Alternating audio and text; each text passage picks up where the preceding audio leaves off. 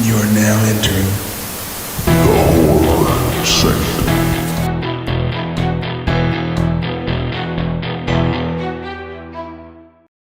Hello, and welcome back to the Horror Sanctum podcast. I'm Jay with John, Kellen, and TJ.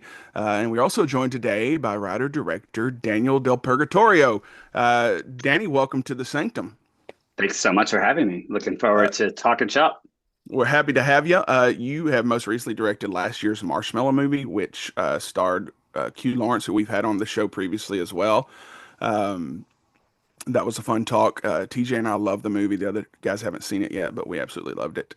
But we'll talk more about that later. Today, we asked you on to chat about a film from Oscar-winning director Peter Jackson, 1992's Dead Alive, or Braindead. I prefer Dead Alive. Personally, it just sounds better. I think it looks better. But if you're not familiar, a young man's mother is bitten by a Somatotran rat monkey, which is a fictional creature. She gets sick and dies, which time she comes back to life, killing and eating dogs, nurses, friends, and neighbors.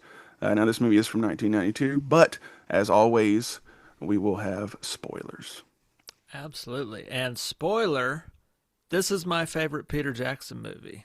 I Get said the it. hell out of here. I said it. I love this movie. I love this movie. And it's not 5 hours long like half of his more recent films. His first two movies show a lot of promise. I believe his first film took 4 years to make in New Zealand, Bad Taste, still a cult classic. Followed that up with A Weird, which is now apparently in Muppet canon lore, Meet the Feebles, about deranged puppets. And then comes out with this, which was partially funded by a fund from the country of New Zealand, their film program there. I think it was a budget of around 3 million. I think 2.5 of that was straight from the government of New Zealand. And Peter Jackson was like keeping their film industry alive for a number of years there, basically. He was like the biggest thing out of that. Still is, obviously, in his post-Oscar days. But this, I think, was kind of the peak of his horror and comedy. He would have a little more success here in the States with his follow-up with The Frighteners, which was an early foray into CGI with Michael J. Fox, one of Michael J. Fox's last major starring film roles. But this film, starring a lot of mostly unknown to us in the States actors, New Zealand actors, I feel like it's heavily inspired by the spirit of the first couple Evil Dead films and Sam Raimi. It's got that slapstick, but it's got a New Zealand kind of quirky flair to it. Like before we even knew what that was, before Flight of the Conchords and things like that, before we really knew what that kind of offbeat thing was, Peter Jackson was owning that shit for like 10 years before it really went mainstream. And this, I think, is the pinnacle of his kind of quirky, comedic horror sensibilities. This was what he was building up to with those first films. And to some extent, he never really come back to this, per se. There's humorous moments, there's gory moments, there's different kind of offbeat character things and some of his big epic things. But I feel like once you make Lord of the Rings and remakes of King Kong and stuff like that, you're owing so much to the material that comes before you and honoring the lore of somebody else's story. This was when he was making his stuff all himself and in a cottage industry with friends, and it felt like a familial thing, and I believe that is basically how he built his company in New Zealand.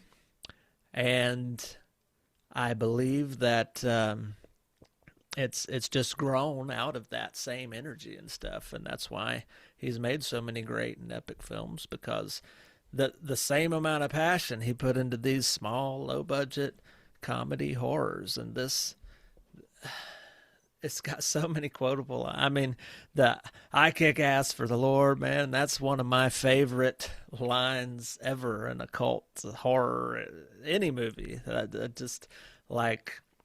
There's so many cool moments. To me, this is in the Hall of Fame for gore and like really creative gore. To me, this is my favorite goriest movie ever for the gore effects. Because it's just so absurd that it goes into parody of itself and it's self-aware of it. So it's not so bad it's good. It's so good it's better. It's like there's not really a like once the colon becomes like a the intestines becomes a monster, and then it becomes cute, and it's like begging for its life, and it's like how does anybody even think of this kind of stuff? You have to be a little bit crazy, and a little bit crazy is what makes Dead Alive so great. There's a 104-minute cut of this that was released in the UK. I used to have an old Region 2 DVD of it. I don't remember there being a whole lot difference in terms of stuff I would keep versus the 97-minute unrated cut that would come to the DVD that I still have. That went out of print for a while and was worth like couple hundred bucks at one point in time on eBay. So I'm glad I held on to that guy. It's coming out with a re-release, I think, pretty soon. I believe there's a box set coming later this year of 4K releases of his first three films, Bad Taste, Meet the Feebles, and Dead Alive. So that should be an interesting set. Hopefully they also have Blu-rays on there, not just 4Ks. But, some people there gotta pinch those pennies, right? I don't really know what to say about this other than I could get into the plot, but there's not much of a plot other than this guy has an overbearing mother. Rat monkey bites her, turns her into a zombie, kills her. Then he tries to cover it up in kind of a weird slapsticky situation, comedy kind of situation from his neighbors and friends until she starts biting everybody, infecting the whole town. And then there's a epic bloodbath at the end where he's got to kill everybody with not even a riding, just a push lawnmower, as you do when your mom turns all your neighbors into zombies, and you got a clean house. Man, to hear the little bit of info you can find on the annals of YouTube about the behind the scenes of that, it seems like there was, I believe, 80. I don't know. It was a big amount of gallons of blood that was basically doing the same thing of Evil Dead 2 when they just flooded it from the walls, and then it dried, and then everybody was like stiff as a board, and then they had to keep wetting down the clothes just to be able to move and that kind of thing. I mean, that's when you know you're in a gore fest, a glorious gore fest, is when the Cairo syrup gets so sticky and hard that you can't even move till they run a hose on you. That's when you know you're doing something right. Man, Pinky. For me, gory, best gory films of all time. When I think of them, this is always the first one that comes to mind, just because of that epic ending. Is like, I don't think it gets much more gloriously fun and ridiculous than that. The first two Evil Dead films, Dawn of the Dead, Day of the Dead. There's the epic peeling all the people apart, that kind of thing. I think of those things when I think of like epic, great, well done gore. And it's like the guys that made that in New Zealand aren't really recognized. Like, they're not household names. I couldn't tell you what their names are. I've seen them talk about it a little bit if you really look for it on the internet. But it's not a Tom Savini or a Greg Nicotero or a Rick Baker or like a synonymous with special effects makeup. They had a small budget. They were doing this in New Zealand in the cottage industry, and they were able to pull off that kind of epic masterpiece. And I think it still holds up. It's still a fun. It's a pretty quick pace, and it's got a love story with a Spanish girl in New Zealand. Like it's just so offbeat and it's a fun time, and I can watch this movie whenever. But tell us why you like it or don't like it, Danny. Yeah, do you guys hear me okay? Yep. Yeah, perfect. Yeah, I love this movie. This was definitely a film that I found when I was younger from word of mouth of friends, right? And I was in middle school when I first saw it, like so roughly a couple years probably after it came out. And I remember having a bunch of friends talking about this, crazy movie, crazy movie. And movies and music and art back in the day hit differently because it was a word of mouth thing. And you kind of like had to find things, or you found something yourself and then passed it on to other people, right?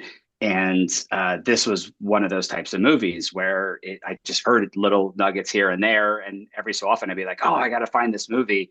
And I remember going to a really small video store that was close to my house, and I saw the cover, and I was like, "That's the fucking movie." Everyone's been talking about like, and so I got it, and I just fell in love with it. And I think in part, obviously I love the movie, but I think in part of it was the hunt of it, right? And it leading up to it and feeling like I found something that was off the beaten path.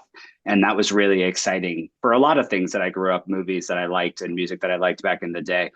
And I remember me and a friend, we brought it home, we watched it, and just was, just blown away. It was like so over the top. It's so fun.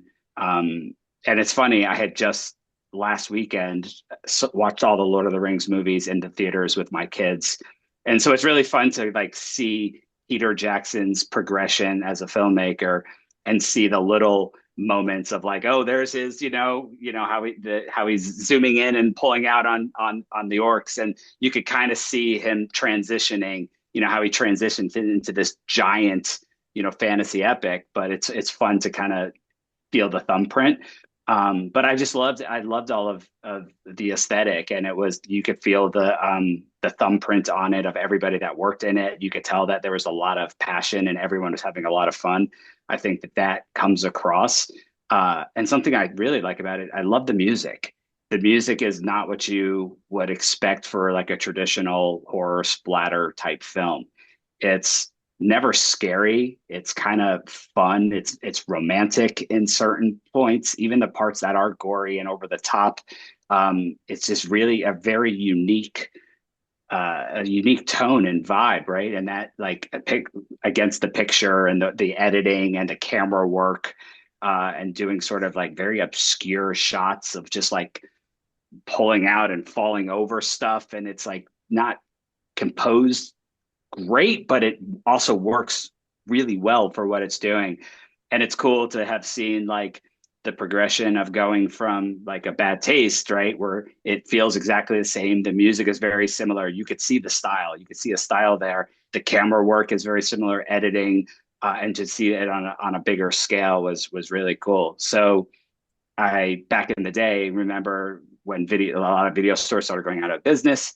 I found the copy, bought it on VHS, and this was when everyone's like, "Oh, if you find that, that's worth $500 or whatever." And we didn't have eBay or the internet at the time, and I found it and I got it for cheap. I still have that copy, and I got like numbered DVD when it came out on DVD. I was blown away. Then I got the Region 2 one that you were talking about, and I have a numbered, like there's all these like crazy weird editions, and yeah, it's just kind of, it's stuck with me. I just love it. It's really fun. I met my wife a long time ago, and we first started dating, and she's like, "Oh, let's watch a movie." I go, "I got a great one."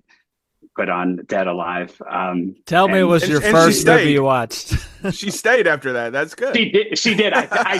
It's really funny because I think the first movie we watched together was Texas Chainsaw Massacre, which she had never seen. And we were always watching all these horror movies, and it got to a point where like later in our, being together, I think we were maybe married. I'm like, "Oh, do you want to watch, I don't know, whatever, like ridiculous Cannibal Holocaust?" And she's like, "I don't need to watch those anymore." So it was like, it just perfectly summed it up. But I remember we watched that together, and she had never seen it, and she was just like blown away. She's like, "This is so crazy." But well, it is a love story. It is a love story. And honestly, the best part is at the end of it is no one will love you like your mother. And like, I was, I think that is so great. It's just like this gigantic, like mom is huge now, breaking out of the roof. It's awesome that he brought back the little miniature house, right? And fire and blood is pouring out, and no one will love you like your mother, and like absorbs it back into her stomach. And I'm like, it's cool because Bad Taste ends the same way. Like I'm born again. Like there's this kind of theme that feels Meet the Feebles has the same thing. There's a lot of that sort of like parental mother, a lot of Freudian stuff going on. Yeah, which is really funny to have those themes in such a crazy absurd film. And there was so many like really fun early, like, obviously the practical effects are amazing, but just really cool how they were starting to play with like wipes, like a hand would wipe something and then it would cut to a dummy that would get the face ripped off.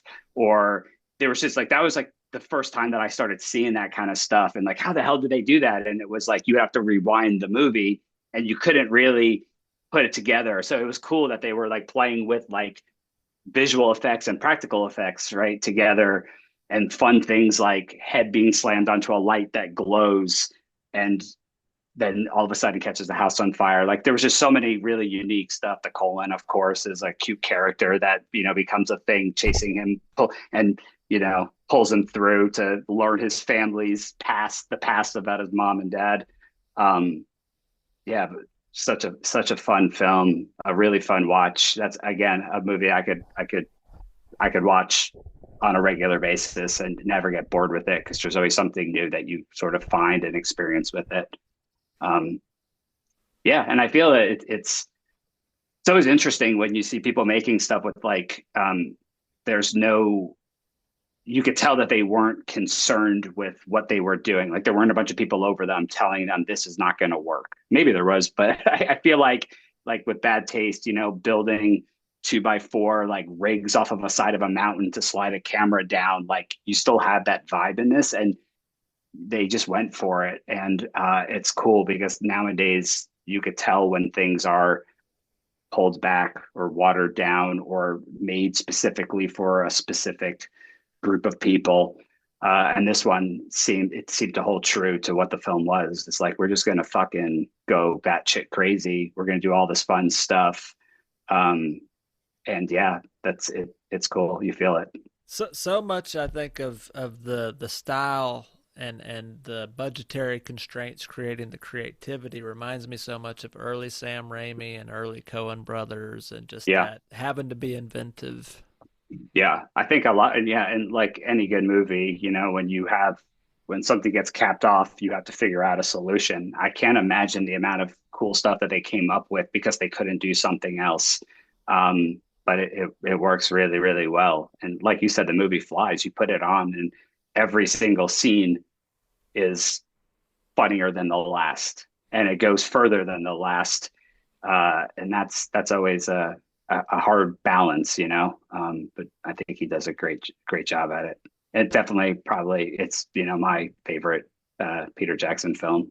I'm not alone. I like it. Yeah, I love it. I love Lord of the Rings. I love all those films. But this is one that I could, like I said, put on anytime and just, be brought back to the first experience of it. Man, I'm just going to disappoint everybody here. We might be entering that tonal shift. Like, I love American Horror Story, but American Horror Story does the same thing every season. After episode 5 or 6, it completely shifts, right? We are at episode 6. So, I'm not a Peter Jackson guy. I never have been. I hated Lovely Bones. I don't like Bad Taste. The Hobbit movies were just CGI bullshit. The Lord of the Rings films were good. I will give you that. Fellowship of the Ring is a great film, right? Yep. The Frighteners is a good film. This movie is something that I think I have been told my entire life is like a great film. I've been told it since I was like a kid. Everybody's like, Dead Alive, it's called classic, it's the best, right? And I would see clips of it. I never saw the whole thing. I watched it, and I wanted so bad to like this movie, but it's just, there's something about it. I think if I had seen this as a kid, maybe it would have an emotional attachment to me more. But I see this movie, and all I see in this movie is a guy who's trying to do Sam Raimi, but not doing it as well. I What year think did your you- love what of Evil Dead 2 might have something Well, to do no, with it's your not just thoughts. that though. It's not just that though. This movie is basically, it's like if you took Shaun of the Dead, Evil Dead 2, anything like that, but you take like the heart and the soul out of it, right? This is kind of like a comedy first, horror second. It's like Naked Gun with Gore. This is basically Naked Gun if Lucio Fulci got inserted into the movie, right? And I see what they're doing. I understand it's a cult film. I understand people like it. For me, if all a movie has to say is gore, that doesn't make it a good movie. And I'm at the point where with stuff like this, honestly, I know I'm in the minority. I know people will say you're not a real horror fan if you don't like this movie. If that's the case, I'm not a real horror fan because I think this movie sucks. Like What year? 100%. What year did you watch it? This was the first time. Oh, All the way. wow. The first time. Okay. This was the first time. I had seen clips, but never like the whole thing. I So thought you had a poster of this. You didn't? No, so I had seen the whole like end scene, the whole ambush, crazy kill. I'd seen all that, but I'd never seen the whole thing. And I think it's just one of those things where it doesn't. I think it's one of those things. It either plays to something you like and your sensibilities, or it doesn't. For me, it was just it's everything. I know one time I said that Saw is like everything about horror I don't like. This is the opposite side of that, right? It's the same coin, just the opposite side. This is everything about this kind of horror that I don't like, where it's basically all gore, all gags, and that's it, right? That's what they're going for. You take the gore out of this movie, it's a weird, quirky, zany New Zealand film where the guy's doing Sam Raimi camera cuts. I mean, honestly, I'm not even gonna milk it. Like that's what it is, right? And for me, right? And I get why people love it. I like odd movies. I'm sure one of my favorite movies is The Vagrant. I'm sure people think that is a terrible movie. But there's something about this that just never really worked for me. And I think the practical effects is one thing. Like I can't deny that. The Sumerian monkey, all the, the baby pulling the face apart. I mean, of course, it's like great gore effects. I mean, absolutely. I would never deny that, right? The guy who's the lead guy, he's a good actor. There's no denying that. It's just that this film, I could not get through it fast enough. And I just thought, I don't know, it's like when you watch the way he does this, it's like everything he does in this movie is so similar to what Sam Raimi does in Evil Dead 2. But the difference is like Sam Raimi has this way of filming something, but there's just something so charmful about it and soulful about it. And I think it's the way that you believe in the characters. Like you believe in Ash, you believe in all the characters in the film. In this film, I didn't give a shit about any of these characters. I by the end of it, I was just like, I literally just felt like I was watching Naked Gun 5 and it was like gore. I was just like, okay, I guess it's not for me, and it's like I said, it's hard for me because I understand people appreciate this movie. I know I'm in the minority. I know that like if I put this out there, I know there'd be like every horror fan would just be like, what? Because this is like sacred territory for some reason. I don't know why it is. It just is. But yeah, I just think that there's just things in it that he goes for that don't really work. And I think with Peter Jackson, if you look at his filmography, I've never thought he was as strong of a filmmaker as people said he was. Like The Lovely Bones is like that's the big one for me because that movie is just so frustrating on so many levels. The Hobbit films, Bad Taste. I'm not a huge fan of Bad Taste, and it's not New Zealand filmmaking or Australian filmmaking because there are films that I like from there. I mean, I love all of the George Miller films from Australia. I love all of those. I mean, there's a New Zealand film called Housebound a few years ago that was an amazing horror film. Love that movie. I just think with this, it's zaniness, it's gore, and you're either in for the ride or you're not. And for me, it was like I was like, it's just not work. To quote Hogan, it doesn't work for me, brother. Like this doesn't work for me. I don't mean any insult to you guys. Like if you like it, I know that when I watched it, I thought to myself, I wonder if Peter Jackson was just trying to like get people in the theater to puke. Like if his goal was like, okay, I want to make a comedy and I want everybody in the theater to just throw up because like that's like what else is it? I am very much a story first, Gore second guy. I love the Texas Chainsaw Massacre. I love Evil Dead. I love Reanimator. But the thing about all those movies is, to me, the story is what matters the most. The gore is just the side of it. It's like the seasoning on the steak. And I feel like when you have movies like this where the steak is the gore, it doesn't work. So yeah, I'm sorry. No offense if you like it, but I hated it. Yeah. So You mentioned The Lovely Bones, or as I call it, the feel bad movie of 2009. Dead Alive, an hour and 25 minutes. 1992. Peter Jackson, as everybody's already said, 89% on Rotten Tomatoes. Let that sink in for a second, because we've all watched the same movie, right? Is that critics or audience? Critics was 89, audience was 86, I think. Okay. This was your first time watching it too, I assume. Correct. Shocker.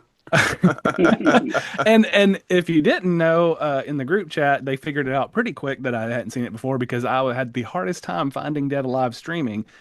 Real easy to find Braindead streaming. That was all over the place. And then so I had to ask, I was like, is this the same movie? Because every time I put Dead Alive, Google's like, did you mean Braindead? But I figured it out. I watched it. John hit on a very important point. The reason this movie doesn't work. And I'm going to pause real quick before y'all get defensive. I didn't hate this movie. We'll get there in a second. But the problem lacking in this film is charisma. I do not care about the main character. I care about Ash in the Evil Dead movies. Bruce Campbell has a charisma that this guy wishes he could have had. This is like if you took one of the nerds from Revenge of the Nerds and made him like some kind of lovesick mama's boy, and it doesn't work. Like, at no point do you watch him and this girl and think, oh yeah, they would end up together. I care about their relationship. I care about their happiness. And part of the problem is there is no story. This is the Big Lebowski of gore films. There's no real story, except the Big Lebowski does actually have a story in the background of the movie. This doesn't really, I mean, you could take the girl completely out of this and this movie still happens the same. You could take the guy out of it, and this movie happens close to the same, minus the house stuff and him trying to keep him alive, which makes no sense. In no world is somebody doing everything that he did to try to hide zombie people, regardless of how attached to your mother you are. I mean, even Norman Bates left a skeleton in the upstairs. he didn't try to prolong his mom's life. The priest fight was hilarious. That was funny. That's kind of the point in the movie where I actually started to switch into liking it, because I shut my brain off and stopped caring about anything else. And that's where I'm going to take a different direction than John, because John is story first. Me being a kid of the 90s, when I was watching this, the first half, I was like, this is such a bad movie. How much longer is this going to go on that I'm going to have to care? And then it went nuts. And then I just strapped in and enjoyed the ride. And it reminded me this, in my head, I kept saying to myself, this is what would have happened if Nickelodeon made an adult horror film. There's no like real scary stuff, but there's a whole lot of blood and gore and stuff gushing out of random places. It reminded me of 90s Nickelodeon with slime and gack and all this stuff. And that's kind of what it devolves into. It's you can almost put the last 45 minutes of this movie, you could put the Benny Hill music over the top of it, cut out all of the other audio, and just have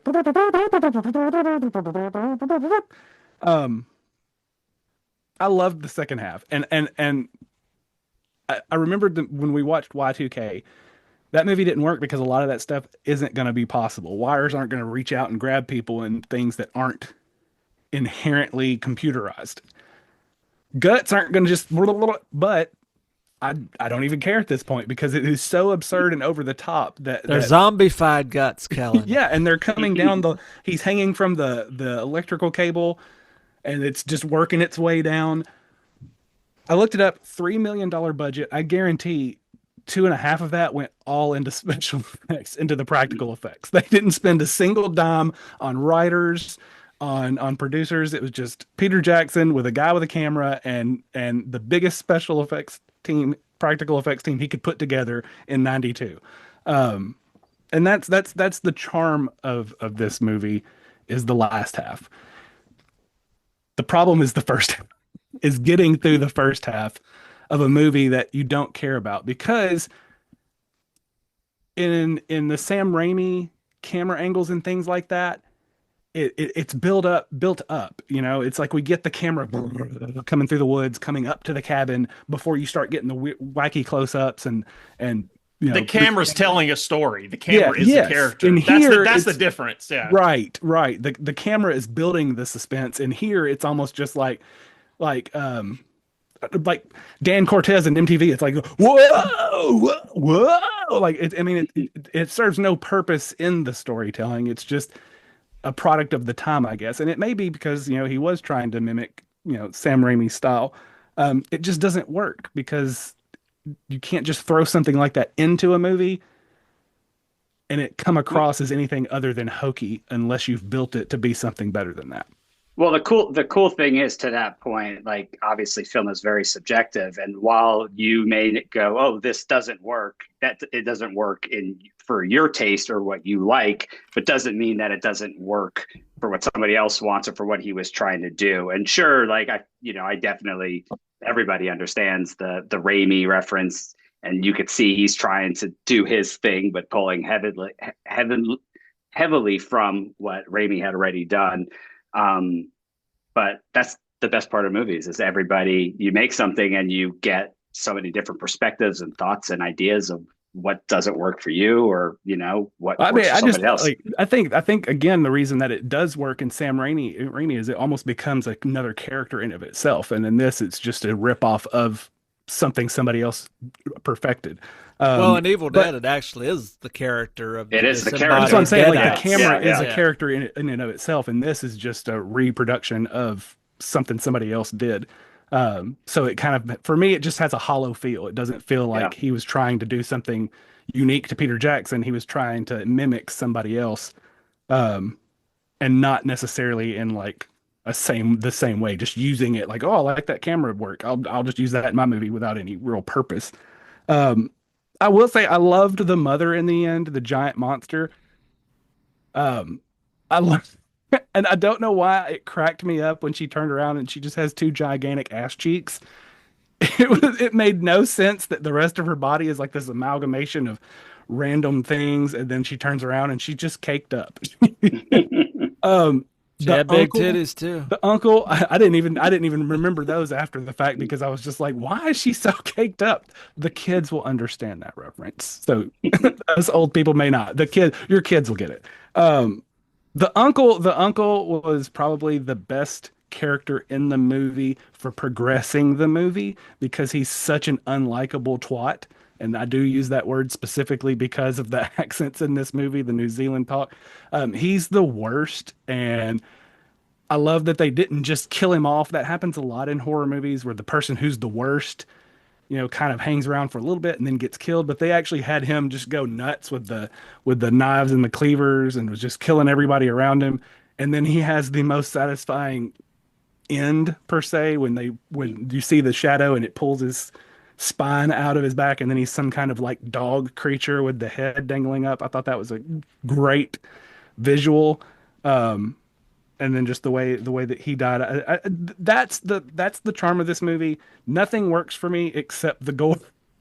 I could take or leave the rest of the movie, but the whole absurdity of the final 45 of this movie, when everything just goes to shit, that's what made me love this movie. I'm not going to rate it high. You just said the L word. Just because I love that part of the movie. Let me say that. The movie itself is trash. The comedic gore is fantastic. So I'll leave it at that. So Danny, hi, welcome. That's usually how these go. Sometimes, not all the time, but I took a lot of notes while you guys were talking. But this movie reminds me a lot of Cemetery Man. Mm-hmm. Yeah, has that same kind of vibe, Della right? Morte, So, Della More. Yeah. yeah. Yep. I think nostalgia helps this movie a lot. When did you first watch this? Because I think that makes a difference. It's been years ago. I watched it on IFC when I was a teenager in high school. And when I say years, it's probably been like, how old am I now? It's probably been like 20 years since I've seen it. It's one of those movies that I've mentioned before in previous episodes where I would go to the video store and you would just see something that catch your eye. And like this poster that's behind me is very eye-catching. Um, I was never able to watch it, of course, but it always stuck with me. So that's why I watched it back in the day. I probably watched it for the first time. I would probably say I was in college when I watched it. So, anyways, um, Peter Jackson's older movies are wild. Like when you look at the contrast between I guess, first half and the back half. I also didn't realize you guys didn't care for Lord of the Rings or the Hobbits. The Hobbit movies weren't great. I'll give you that. But I think Frighteners is probably my favorite Peter Jackson movie. Really? I Frighteners is adore, good. I It's adore good. that movie, every inch of it. That's a movie that would come on HBO all the time, and I would just sit there and absorb it, and I absolutely love it. Lord of the Rings are there. This is not my favorite Peter Jackson movie. Um, the Feebles, funny enough, I saw in passing today, is canon in the Muppet universe. Dr. Teeth and his band met them at some point because Peter Jackson was on an episode of the show they put out a couple years ago. Thought that was kind of funny. Also, the rat monkey creature is also referenced in Skull Island, so that's where it's from. When Peter Jackson did his King Kong movie, they had a book that went along with it, and it talks about that rat monkey in there. I thought that was pretty interesting. I think it was like the world, natural history of Skull Island or something like that. I like that he did that. Like I like that he connected it. Like, oh, you know what? I'm gonna bring this back. Um, this movie is slapstick. It's gross. Um, I don't even know. Like when I said earlier that the nostalgia helps this movie a lot, I say that because had you watched this movie in the 90s, Uh-huh. 2000s, you probably would like it more. Honestly, I think that a Yeah. lot. It's a movie like now. I couldn't even imagine having my wife. She would leave my ass I if I was think like, yeah, I "Hey, think for Valentine's Day, let's watch this and eat some pasta." Like, I think as a youth, you're definitely your taste is different. yeah, I think I yeah, would have liked it more. Yeah. yeah, for Well, as sure. like as like a 13 or 14-year-old, and discovering this video nasty or whatever they call it, there's Yeah, something that just makes it more special, like you've discovered something you weren't supposed to see. Yeah. And Forbidden even now, fruit. Yeah. yeah, exactly. And I feel I have so many movies like that personally where I've watched and I watch them now and like these are terrible movies, but I remember a very specific time in my life and it brings me to that. And that's why you feel like you've grown up with it, right? And you Mhm. have no perception of the outside world's thoughts on it. Like now it's so easy to be told, one way or another or influenced one way or another based on how easy it is for all that stuff to come kind of hit you.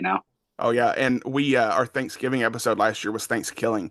When you described how you actively searching for this movie, that's how I was with Thanksgiving back in the day. Battle Royale Yeah. is another one, but Battle Royale Yep. is fucking amazing. Thanksgiving is not amazing, but to me, I think I liked it more than anybody else, which makes sense. It's not a movie you can watch now, never seeing like for the first time and be like, "This is wow!" Like you should check this out. It just doesn't happen. Yeah. Dead Alive is kind of like that too, I think, unless you're just like really into gore and horror. Um, it can be kind of off-putting. And that's, this is probably the third, maybe fourth time I've watched the movie. It's not a If movie I to eat dinner to. Absolutely not. We're having sloppy joes tonight, by the way. But With the butterscotch lawnmower, pudding. right, I was gonna say it's the porridge moment where you're just like, oh, the lawnmower scene is iconic, I think. The whole ending, when I was watching it again, I'm like, this is kind of like a reverse shunting from society almost. Like it gave me shunting vibes. I love the practical effects. Danny, I know you said you watch it often. That was one of my notes. Is like one of the things we talk about a lot, and how we rank movies is like rewatchability. That's one of those factors. And to me, I'm like, is this like would I watch it again? Yeah, but like I'm not busting out every year, anything like that. Another issue that I have with movies is like dialogue, and then what others have touched on tonight is like caring for those characters. And this is not a movie where I don't give a shit about anybody. That's a little off-putting for me. Watching it again with a different mindset and being more mature, you really don't care about these characters, and that's hard to get past, especially if you're watching it for the first time. Um, but I don't hate it by any means. It's just a movie to me you have to be in a mood for, kind of like the Terrifier movies. Like you have to be in a mood to watch Terrifier. And if you're not in that mood, you're not going to watch it. And this is up there too. The only difference is this is funny. You know, it's intended to be funny. I liked what's the other one? Why can't I think of what's the Bad Taste? I have Bad Taste over here on my shelf. Like I like that one maybe slightly more. I don't know why. Honest to God, I don't know why. Yeah. But I don't know that the lawnmower scene for me, and even when you see any documentary like 90s horror movies, anything like that, that's a scene you see very often, even if it's like what were they watching in Black Phone 2, John? Night Flyer? What Night was it? Flyer. Yeah. That's something you would see like even like a promo for something like that, or even with Screenbox or Shudder, if they did like a promo, that scene's probably going to be in some version of those promos because I do Yep. think it is an iconic scene. Um, yeah, but it's just I honestly thought Kelly would hate this one more than John. I was wrong there. You continue to surprise me with your takes. I thought Um, John would like this. I'm quite surprised. I'm surprised he has never that John, you've never seen it before. I was kind of shocked by that. But anyways, there's really not more I can build on than what's already been talked about. I it is Sam Raimi, 2.0, I guess. But you're right. Sam Raimi made that camera and the views a character. Even when you go back and watch Spider-Man 2 specifically, when they're operating on Doc Ock and he's like face down, like that Yep. whole scene where the arms go nuts, like you can just look at that as like that's Sam Raimi. Like you can just tell. Peter Jackson now you can't go back and you watch Lovely Bones and be like that's Peter Jackson. Did you see Braindead? Like that's totally him. you know. Well, Um, what's funny though is like I think Lovely Bones is a whole other conversation, but like that is the least it feels the least like something that he's from his filmography. You know what I mean? Like you could see him pull it. Like The Frighteners feels exactly like Dead Alive to me. In a different way, but same camera work, same editing, same music. I love that it started Weta. Like that's fucking amazing, and that brought us so much other cool shit from other filmmakers as well. But like you could feel his thumbprint, and like for me, I love that stuff because it was I could see it more inspired by Italian and French cinema of the time. More that obviously there's a lot of Raimi stuff in there, but there was a ton of stuff that was out and coming out before Dead Alive that was very influential on what he was doing with Bad Taste and with Dead Alive, more so than I think trying to just capture, our Deadite Cam and the Sam stuff, which is fantastic. And I love those films a Yeah. lot, so. yeah. John, have you seen Bad Taste? Yeah, it's fine. It's I think it's better than this film. I do like it a little more than this film, but I don't love it. But it's fine for what it is. A Yeah. cheap fair. VHS transfer version of it fell into public domain at some point, and it ended up being on a lot of those like 50 movie sets back in the day. Oh yeah. I agree with your Frighteners take though. That is definitely to me that and Lord of the Rings Fellowship are his two best films, I think. Yeah. You like Fellowship better than Two Towers? Oh yeah, Fellowship, that end battle, that's just masterful. It also hits Thinking different, name. It hits a little bit different. Like when you go back and think about it. Danny, you said you just took your kids to see Lord of the Rings. When Yeah. when are you going to introduce them to Dead Alive? What age? Yeah, my middle son would watch Dead Alive. My oldest will not watch it because he does not like bloody, like really gross stuff. My middle son will watch all of that, and I'm pretty good with showing him stuff as long as it doesn't get into like the sex territory or like a lot of nudity. Yeah. I took him to see Primate the other day, and that was way crazier than I expected. How was that? I fucking loved it. It was just it, and I went with my wife and my son, and my wife was like, it was cool because it was something different. Well, just, And I was think, it just a lot of that, like one scene from Nope? It's just Yeah. Slaughterhouse, but with a monkey. It was a very simple premise that they built a lot of tension and they created a lot of cool scenes, and yeah, there were some good death scenes in it, but they just did something different, like let's swap out the serial killer with, Yeah. with a monkey, and yeah, Is it a real wild, monkey it's- or a CGI monkey? it was a real monkey and a suits, and it looked great. I mean that I left that movie like smiling ear to ear, going like, God damn, I haven't had that much fun. It's And it was got- dark. It was dark as hell. Like it wasn't fun, but I had fun watching it. I was just like, yeah. It's But kind of that's- wild. John and I were talking, I guess it was yesterday, or the day before. I'd watched the Bone Temple and talk about how good it was. And he's like, usually January movies, it's kind of like a slump, right? But like Primate and Bone Temple both coming out this year already, hitting The hard. curse is broken. And Sam Raimi's new movie, Send Help, that comes out this Oh, month too. I can't Oh, wait does for it? that. Okay. Yeah. Yeah. Nice. Rachel Yeah. McAdams. All right. Yeah. So, all right. That's it. Let's, we'll go around, give our rankings, and then we'll go from there. TJ?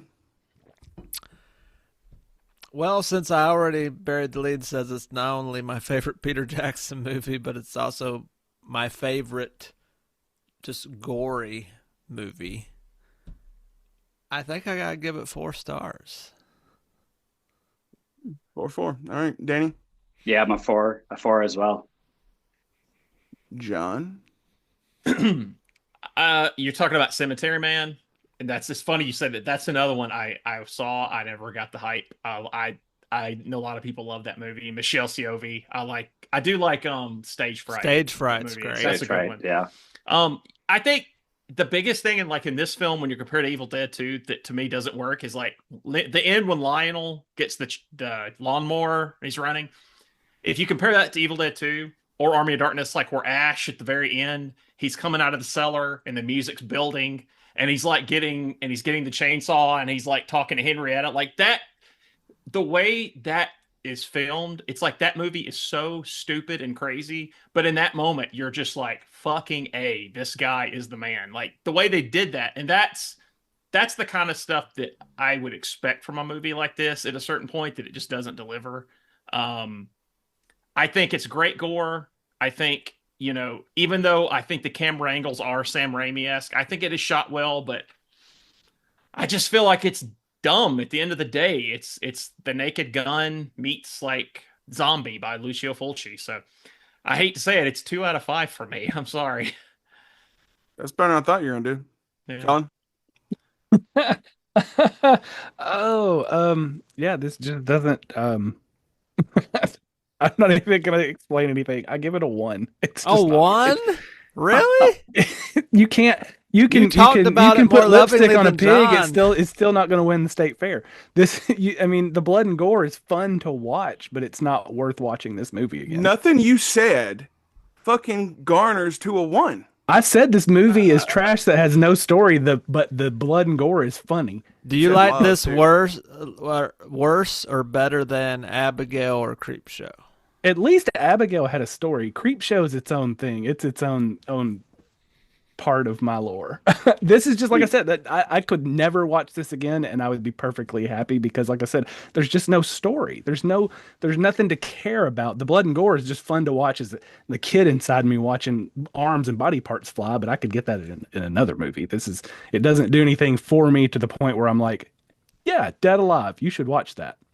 John, do you want to change your score since Kelly went solo? No, I mean, it's just not my cup of tea. I can't hate on anybody liking it. It's 2 out of 5. Let me put it into perspective. The movie Things that John made me watch. That movie is terrible. I would still give it a 1 because the last 20 minutes of that movie crack me up because of how terrible it is. What movie? Things. Okay. The last 20 minutes, you This could is tell the they were thing. just trying to finish it. They didn't care anymore because the audio doesn't match up with their mouths. The talking doesn't match up to what they're actually saying. It's just so over the top terrible that it cracks me up. So that movie would get a 1 and I'd never want to ever watch it again. But it doesn't deserve a 0. No, that's true. I gave it a 3. That puts us at 2.8, which is a 3. That's Man, solid. that went in a direction. So, Well, that it's so fun to sit and listen to 5 different people respond to all the same things very differently. And Yeah. that's the fucking coolest thing And about one art in person's general. hokey is another person's homage to the masters, and I just ride the line most of the time. Like I'm usually in the middle. I like things more than the other guys usually. Like I'm not that hard to please with movies for the most part. So, before we close up shop, Danny, give you a second. Talk about Marshmallow, where people can find it and watch it, and then word on the street is there's going to be a sequel. Yes, the complete other side of the film style. I have a film called Marshmallow, which is nothing like Dead Alive at all. A very serious, more serious film.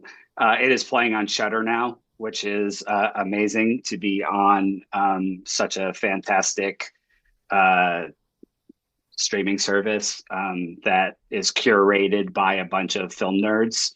And it's going to next month be on Amazon, and then it goes on to Paramount Plus after that, and then another one down the line. What Um, distributor did you use? we have the studio that put it out was called Hemlock, and then we Quiver did the distribution. So we also had a theatrical run in May.